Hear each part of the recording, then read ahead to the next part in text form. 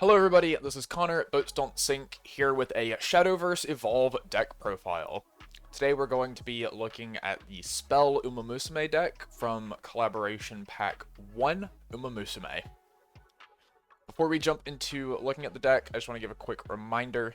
This is meant to be a starting point to work off of and might not be fully optimized for the exact meta that you play in. Especially in Shadowverse, this can be really impactful if you're playing specific decks more than others at your local meta or in your regional meta.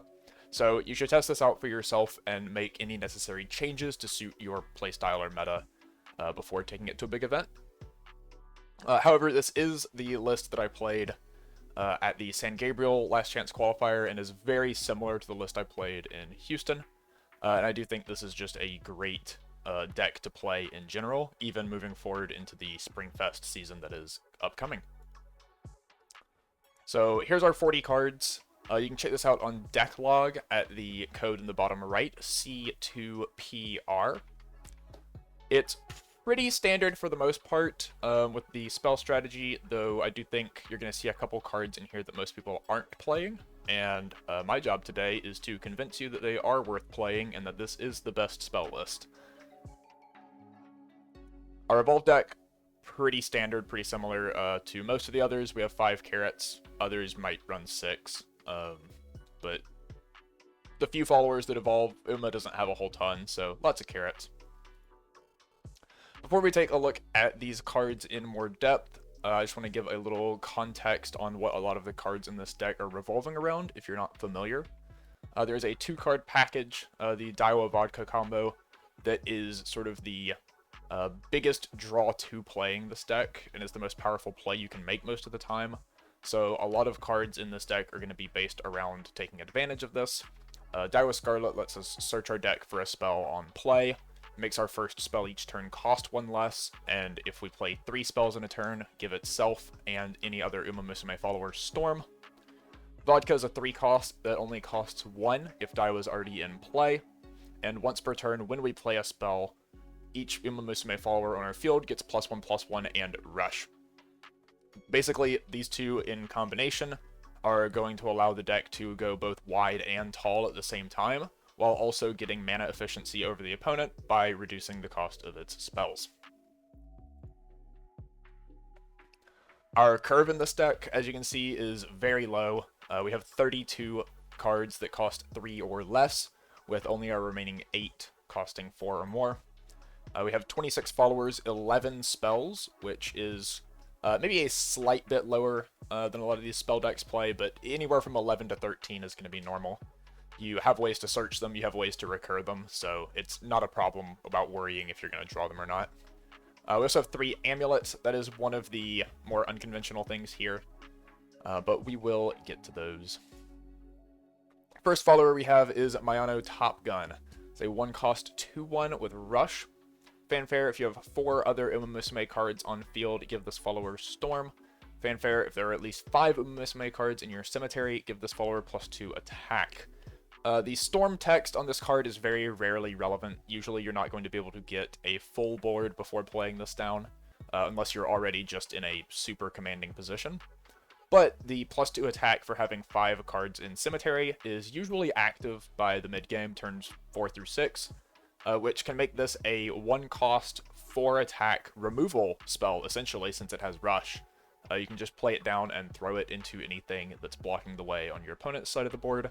This can clear wards or just finish off followers that you've... maybe there were 5/5s or 6/6s that got softened up a little bit. In addition, we can play this turn 1 if we open with it, and it, either forces our opponent to remove it or we can start poking for 2 damage. Next, we play 1 copy of Trial Initiation. This is one of the best spells in the deck by far, so much so that it is restricted to a maximum of 1 copy per deck. Otherwise, we'd be playing 3. We get to choose one of the following. You can either look at the top 2 cards of your deck to reveal an Umamusume card, add it to hand, and put the rest on bottom of deck in any order, or select a BNW trait follower in Cemetery and add it to hand. We play no BNW followers in this deck. There are 2 of them total, and they form a combo that would be very powerful if this card was at 3. But with this card at 1, we're just not going to bother playing them. We're always using this for check top 2, add 1. It's great for consistency to dig toward our Daiwa and Vodka combo, or just find spells, or we can play this on a Daiwa Vodka turn to buff our board for 0 cost and cantrip to find more stuff to play later. We play 3 copies of Flowers for You. In English, this has mostly been the replacement for the 2 missing copies of Trial Initiation. This is a 1-cost spell. Select an Umamusume follower on your field, give it +1 attack, and draw a card. If you selected Seiyun Sky specifically, give it an additional +1/+1. So Seiyun Sky is a follower that most Umamusume decks aren't playing. It's a 3-cost 1/3 with Storm and Intimidate that gains an attack on Strike. I think this card's fantastic. And since we're playing 3 Flowers for You anyway, we're just gonna play Seiyun Sky, which gives us a great target to put it on. But it's not always correct to hold this spell for Saiyan Sky. A lot of times in the early game, you can use this to just buff the followers that you untap with on any turn to hit for more damage, and cantrip to dig toward your combo pieces at the same time. So really multifaceted card that can either be used offensively, like hyper offensively, or just as a consistency piece. We also have 3 copies of Lamplit Training of a Witch to Be, putting us at 7 1-cost spells. This is a quick timing 1-cost, select an enemy follower on the field, deal it 2 damage, which is basically Angelic Snipe. However, if there's a racing follower on our field, deal 3 damage instead. So race is the main mechanic of the Umamusume set and all the Umamusume followers. You can pay 1 play point and use 1 carrot from your evolve deck to serve a follower and make them race. You saw this on Mayano Top Gun. All the followers have it. If we spend the extra play point to get a follower racing, which is especially easy going second because we can use evolve points to do it, we can deal 3 damage, which for a 1-cost spell is fantastic. Even just dealing 2 is already great. And we need more spells anyway. This is 1 cost, this is removal. Perfect for the deck. We also do have a few followers that actually gain extra benefits from racing. So any turn that we play these is going to make Lamplit Training even stronger. And a few of them also cantrip anyway and can get this card into our hand.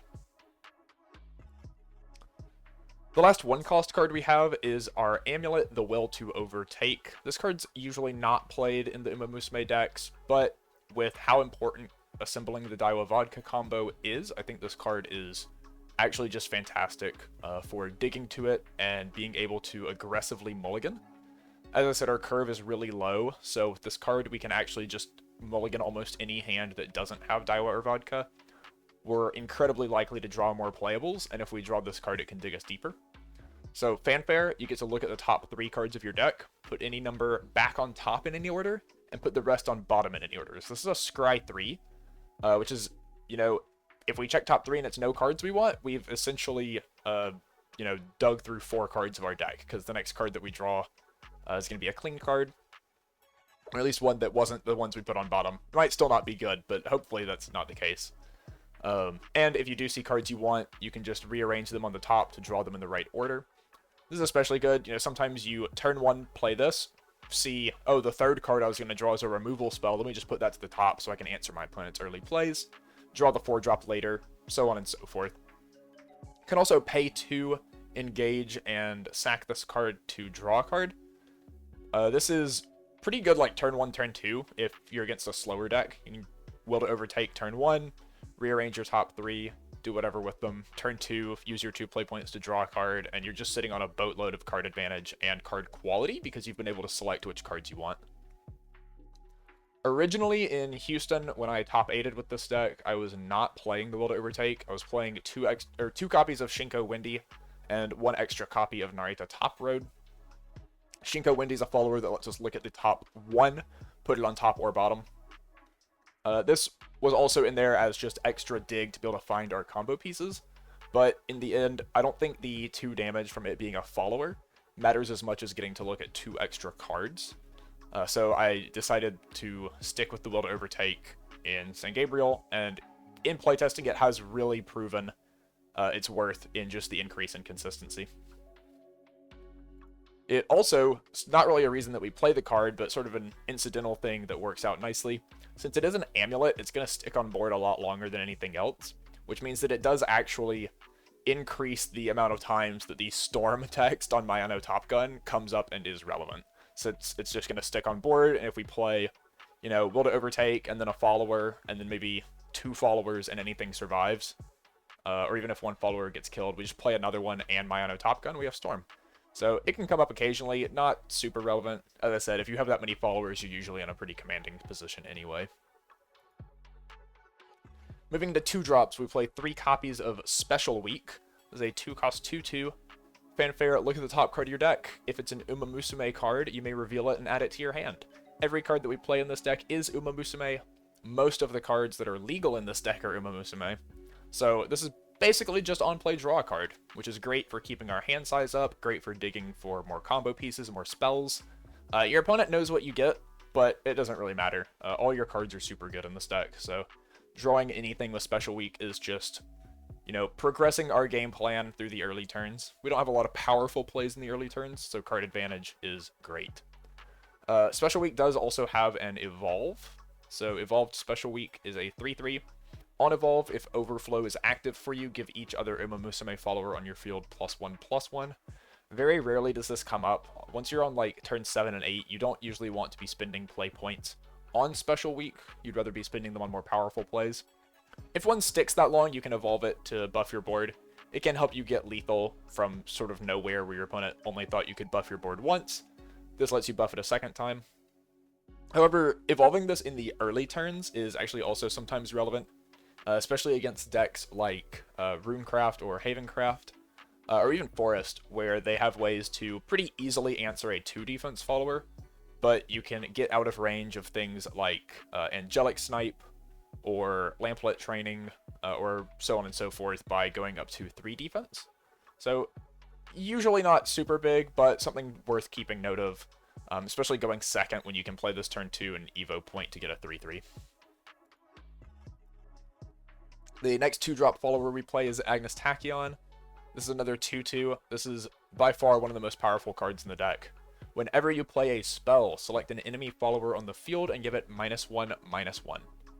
So not only does this make our removal spells, Lamplet Training now deals effectively 3 instead of 2, or 4 instead of 3, or it can be treated like a fire chain of sorts, where we can deal 2 to one follower and then 1 to another. Make Some Noise, similarly, can now deal 5 damage instead of 4. Just makes these way more reach. Being able to remove, a 5-cost 5/5 or something for 2 play points with Make Some Noise is just insane. So it makes our removal spells way more powerful than any other decks. It also makes our cantrip spells that we can just run out for 1 play point to draw a card into pseudo removal spells where, if you play 2 Trial Initiation, or say Trial Initiation and Flowers for you back to back, you can kill a Bellringer Angel and get through Ward without having to deal with it. You can also use this on followers that have more defense than attack to set them to 0 attack and 1 or 2 defense, and just let them sit on your opponent's board, clogging up space, which is pretty funny sometimes. Agnes Tachyon is another follower that can evolve in this deck as well. It evolves into a 3/3. On Evolve, select a spell in your cemetery, add it to your hand. Obviously powerful, that's card advantage. We can use this to buy back, obviously, the removal spells, which are just going to let us keep controlling the board. It gives this deck a very good matchup against the early aggro decks, because you can just keep valuing them with removal spells and adding them back to hand. Also means that later in the game, wards aren't usually too much of a problem because we have a lot of ways to get rid of them. Or, if you just need to dig for combo pieces, you can very easily, say you play an Agnes Tachyon on turn 2, it lives. Turn 3, Trial Initiation, evolve Agnes, Trial Initiation again. You -2/-2 whatever they played, and you got to draw 2 cards, dig through 4 cards essentially, to find whatever combo pieces you're looking for. There is also one other spell we play that's pretty great to get back with Agnes Tachyon. Outrunning the Encroaching Heat gives a follower Storm and +1/+1. So oftentimes, if you've already played this in the early game or had to discard it for an effect because it was just sitting in your hand, Agnes Tachyon can come down on a later turn, evolve, add this back to hand, give herself Storm and become a 4/4, which then turns into, you know, a 5/5 if you have Vodka on board, and can push a lot of unexpected damage on the opponent. Moving into our spells at 2 cost, we have Make Some Noise. This is just another removal spell like Lamplit Training. Quick Timing, it deals 3 damage to an enemy follower. If there's an Umamusume card on your field, deal 4 damage instead. So having an Umamusume card on your field is usually not too hard of a restriction. This is oftentimes just a better surefire bullet, since it can hit unevolved followers for 4, which is very relevant in the mirror matches, since raced followers often become 4/4s and don't count as evolved. And another thing about the Will to Overtake being in this deck, our Amulet. This just checks for cards, not followers being on field. So having our Amulet on turn 1 means that turn 2 we can very easily deal 4 damage to something instead of just 3. Last spell we have is Outrunning the Encroaching Heat. This is a 2-cost spell. Give a follower Storm, give it +1/+1, as we said. You can use this with a lot of different followers to sort of just burst your opponent out of nowhere. Daiwa Scarlet herself can search this, which makes it fine to have as a 1/of, and reducing its cost by 1 means this only costs 1. Very often you'll have turns where you can just play Daiwa, search Outrunning the Encroaching Heat, play it on the Daiwa, and immediately attack with a 4/5. If you wait until turn 6 to play your Daiwa Vodka combo, you can make it a 5/6 and swing at your opponent, and it's just very hard to deal with. It gets a lot of damage out easily. This also combos nicely with Aishin Flash, which is a follower we'll look at, that can return enemy followers to hand when it races, and it becomes a 4/4. If you have 6 play points or 5 and an Evo point, you can play Aishin Flash, play Outrunning the Encroaching Heat, attack your opponent for 5 after bouncing their ward back to hand, or just bouncing whatever they spent their last turn playing. At 3 cost, we have Iconodictus. 1 copy, because this is also restricted to 1 in English. It's a 3 cost 2/4 with Ward. Fanfare, look at the top 3 cards of your deck. You may reveal an Amulet or Umamusume card from among them, add it to hand, put the remaining cards on the bottom of your deck in any order. This is just, again, another huge consistency piece to help us keep digging in the early turns for Daiwa and Vodka before we get to turn 5 to play them. It is also notable that this is basically our only follower with Ward. So saving this in certain matchups, say you're against Dragoncraft, you might not want to run this out on turn 3. Instead, possibly waiting until like turn 5 so that your opponent can't immediately play a Forte against you. Next we have Narita Top Road. Originally this was at 2 copies in my deck, but I cut it down to 1 for the 3rd copy of Will to Overtake. This is a 3 cost 3/3. On race, give this follower +1/+1, draw 2 cards, discard a card.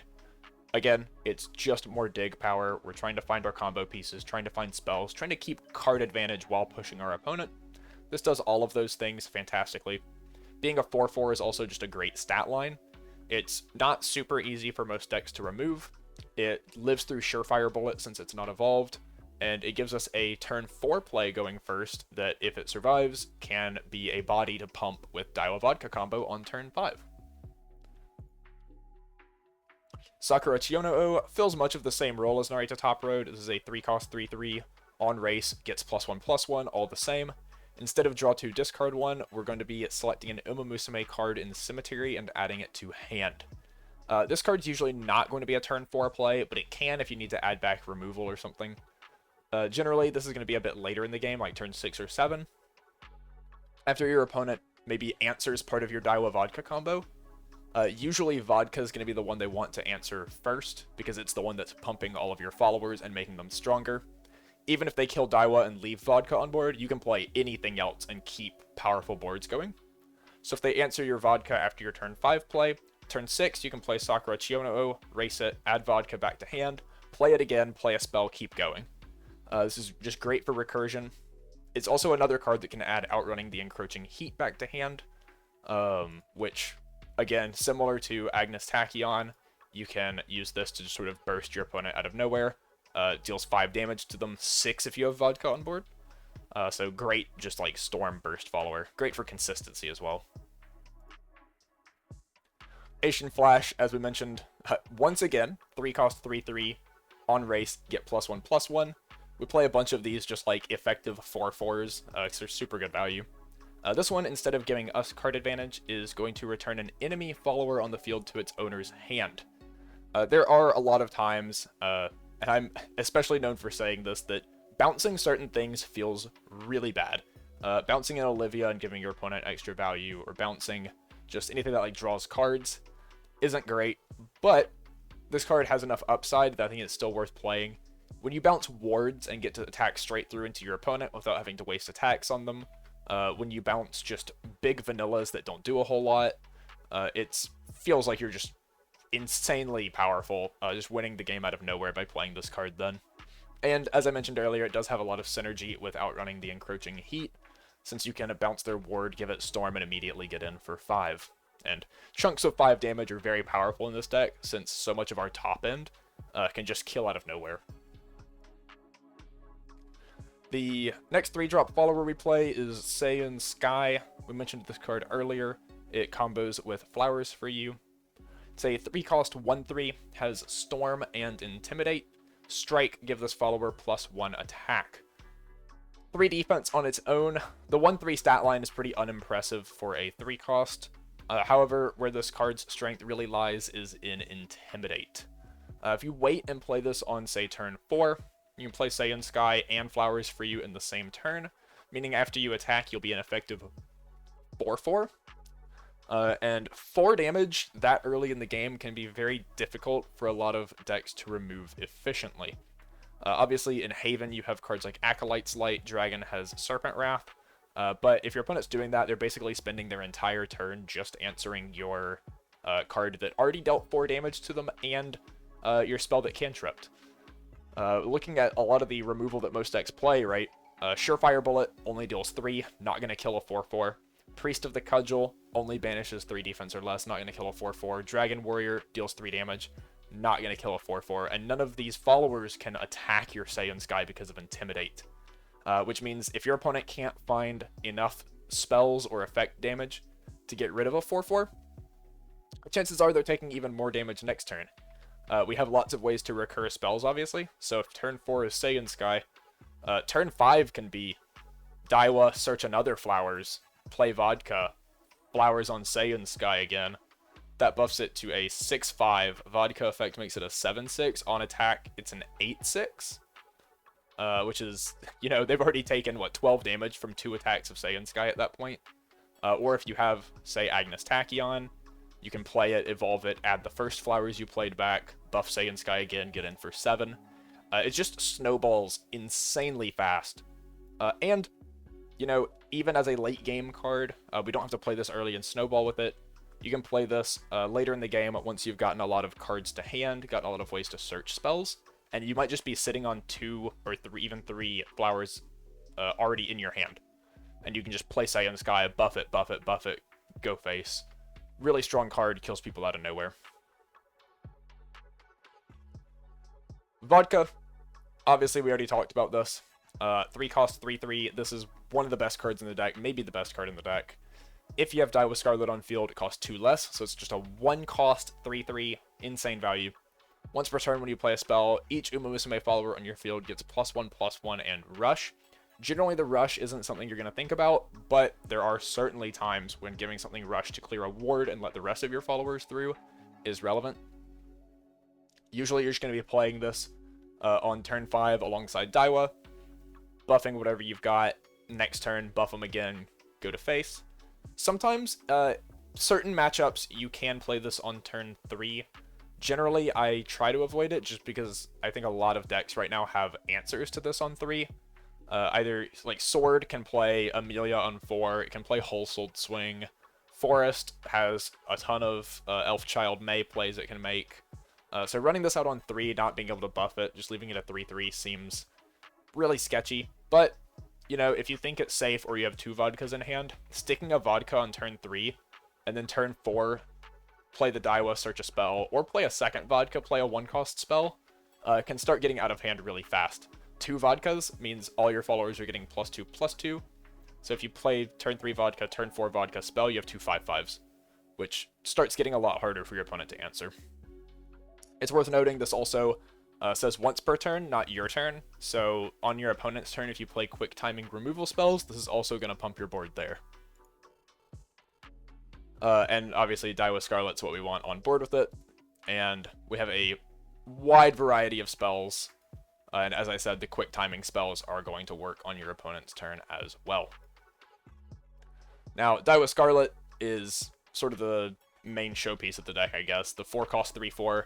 Searching your deck for a spell on Fanfare is super powerful. Lets us get removal when we need removal, get cantrips when we don't need removal, or get Outrunning the Encroaching Heat for a Storm if we just want to kill our opponent. And clearly, we want Vodka on board with it, just so that we're getting even more value out of those reduced cost spells.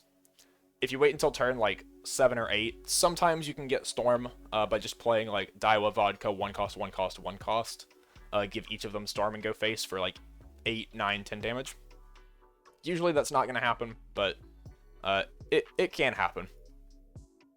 We play 7 1-cost spells in the deck, so that's 7 cards that on turn 5 you can play for 0 cost off of Daiwa Scarlet, meaning super free value, basically, on getting extra cards and buffing your board.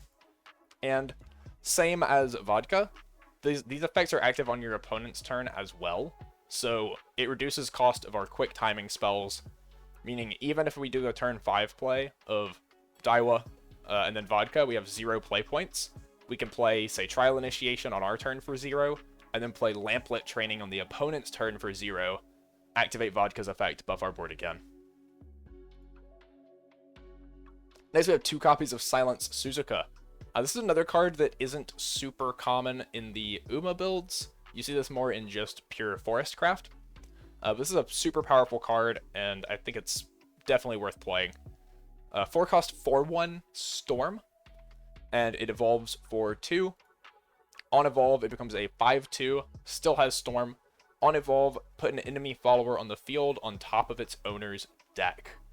Again, this is just a way to remove wards, remove anything threatening our opponent plays, and guarantee that we know what they're going to draw next turn, which can help them, you know. We don't have to worry about them top decking something that kills us, because if they do that, well, why'd you put it there, right? But it can get through for 5 extra damage. If you stick Daiwa and Vodka on 5, play Silence Suzuka and evolve it on 6, play another spell, pump it to 6 attack, you basically kill your opponent on the spot. Biggest downside of this card is that it does only have 1 defense on the front, 2 defense on the evolved side, which means it dies to basically any removal spell. So you do have to time it kind of carefully to make sure your opponent's tapped out on the turns you play this card. Next, we play 2 copies of Ogre Cap. This is a 6-cost 4/4. As you can see, it has way more race effects than most of these cards. Every other follower can just pay 1 and 1 carrot to race once. Ogre Cap, however, is quite hungry. She can pay 2 play points with 2 carrots to race twice, or 3 play points with 3 carrots to race 3 times. Every time she races, she gets +2 attack and +1 defense, meaning if we play her for 6, pay 3 more, we can make her a 10/7, which is effectively Genesis Dragon stats for the same number of play points, but this gives us modal options to go, you know, 4/4 for 6, or 6/5 for 7, or 8/6 for 8, so on. Fanfare, we can discard 2 cards to gain a Storm, which means this is oftentimes just a way to kill your opponent with like 8 or 10 damage out of nowhere. And Strike, deal 3 damage to each enemy follower on the field. A lot of people consider cutting this down to 1 copy just because you're playing the 1 copy to kill your opponent, but I actually think 2 copies is fantastic, and I would not even blame you for cutting a different top-end card to go to 3, because oftentimes in matchups like Sword and Forest, dealing 3 damage to each of their followers can set them back long enough to give you a way to win the game by just board wiping them instead of gaining Storm. You can just play Ogre Cap, race it once, for example, and swing with Rush at whatever they have, board wipe them, and then they still have to answer your Ogre Cap, most likely, or it hits them even harder next turn. Lastly, we play 1 copy of Narita Brian. This is the 8-cost 6/8. This is by far the most expensive card we play, and unfortunately not something you want to draw early, but can be super important in closing out games at the end. It has Bane, Ward, and Aura, which essentially makes it like a pseudo Heavenly Aegis, where your opponent's going to struggle to get through it efficiently. They're probably going to have to spend 2 if not 3 cards to get rid of it. Can't use removal spells, can't use Acolyte's Light, can't use, say, Execution, so on and so forth. It does still die to board wipes, such as Themis Decree, but oh well. We also have an activated ability. Select an enemy leader or enemy follower on the field and deal it 5 damage. Usually this is going to be going face. Sometimes this could go into a follower that you just can't clear otherwise to save yourself. And since it does engage, it will activate your ward. So once the opponent's down to, say, 10 life, even like 12 life, playing this to deal 5 straight to them and force them to answer it usually closes out the game pretty consistently. Now, looking at the deck as a whole, it is insanely powerful. I do think it's pretty much the best deck to be playing right now, but it's not all sunshine. Our pros, obviously we have lots of draw power. We have like a million cantrips in this deck. We have Narita Top Road to draw 2. Special Week draws cards, Flowers draws cards, Trial Initiation, Iconodictus, Agnes Tachyon, and Sakura Chino can get cards back from the cemetery. Daiwa Searches, like almost half our deck cantrips, so that's super good and not something you see in a lot of decks. We have a high attack wide boards, whereas decks like Forest and Sword often go wide in the early game, and other decks like Dragon go tall. We can actually do both. We pretty much have the biggest followers and can put multiple followers on board for cheap because of Vodka's cost reduction. We have a lot of removal options that are spell-based, meaning they can hit non-engaged followers in Lamplit Training and Make Some Noise. And then we also have bounce options in Ancient Flash and Silent Suzuka. A lot of these other decks that are going to be as aggressive as us, again looking at Sword, a lot of their removal is combat-based, which has its downsides, and we don't have to worry about that. And we have multiple sources of storm damage. Obviously, all 3 of the highest costed cards in our deck, Silent Suzuka, Ogre Cap, and Narita Brian, can deal damage the turn we play them. Saiyan Sky as well can, and Outrunning the Encroaching Heat lets anything gain storm. So our opponent is never safe, even if they can clear our board every turn. But as a downside, we have no healing in this deck and very few wards, and that is a problem for Umamusume as a whole. They have a couple heal options and a couple ward options, but they do significantly take away from the strength of this deck, since they're not helping you with your consistency or power very much. And unfortunately, a lot of our explosive power does rely on drawing specific card combinations. We very much want Daiwa and Vodka on the same turn. If we draw Saiyan Sky, we very much want Flowers for You at the same time. So that's why we're playing so many cards that draw. That's why we're playing the Will to Overtake. We need to be able to make up for that downside by having consistency to get our cards together. Looking at the deck as a whole, and sort of talking about some of the stranger choices that might be in here, specifically the Saiyan Sky and the Silent Suzuka. Most people in these slots are going to be asking, where's your Rice Shower? Where's your My Solo Joint of Raindrop Drums? Where's your 7 more centimeters? All these Abyss cards. And really, looking at this meta as a whole, I think Umamusume has to play a faster game. The other 3 big decks right now, Forest, Sword, and Dragon, all have very powerful finishing options. Dragon has, obviously, Forte, it has Ogre Cap, it has, Genesis Dragon, and it just has consistent burn damage in the end game with Dracomancer's Rights. Forest has Silverbolt, which really just doesn't care what's on your board, even if you play Narita Brian. And Sword, if it can stick Leonidas' Resolve. We're not playing Machikane Tannhauser, we don't have a way to answer that. Even if we were, Machikane Tannhauser is not consistent. You do have to find the follower or play multiple copies of something that breaks you in other matchups. So, I think the longer the game goes, the more likely those other decks are to actually be able to win over Umamusume. Meaning, we want to end the game quickly. The goal of this deck is to kill our opponent somewhere between turns 6 and 8. Turn 7 kills are pretty easy, turn 6 kills are easier than you would think. And any other games usually turn 8, maybe turn 9 at the latest is as far as it's going to go.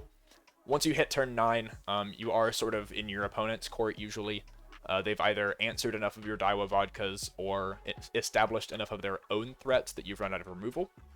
So we're just trying to kill as fast as possible. I don't think playing the long game, even if you have, you know, Rice Shower, 7 more centimeters, I don't think you're going to make powerful enough plays to beat those other decks. And that's why we're kind of just going, go fast, play all the Storm followers, constantly push our opponent, put them on the back foot. And our Evolved deck, again, kind of reflects that. The Agnes Tachyons, we're never going to draw the 3rd copy of Agnes Tachyon, so, like, because of how short the games are. Or at least we're not going to need to evolve all 3 copies of them. And that we have better things to be spending play points on at that point. The Special Week, as I said, usually not going to be using it for the overflow effect. You're probably just going to be using it to make a 3/3 that's harder for your opponent to remove. That gets in 3 damage. And 2 Silent Suzukas. A lot of people were surprised when looking at my deck that I played 2 copies instead of just 1 of the Evolve. But if we do see both copies, we very much want to evolve both of them because it does get extra damage through. Alternatively, if we play the first one, it gets answered. We can Sakura Chiono it back, evolve it again. There's just no reason not to play the second evolve, I think. 5 carrots is typically more than enough. Most games, you're not spending them that fast because of how few turns there are in the game. And especially if you're going first, usually you're not going to have the extra play points to race anything on your power turns anyway. That's more for going second. You might use an Evo point to, say you play Daiwa, play Vodka, play a spell. Evo point to race the Daiwa. That way, if you have to Lamplit for 0 on your opponent's turn, it deals extra damage.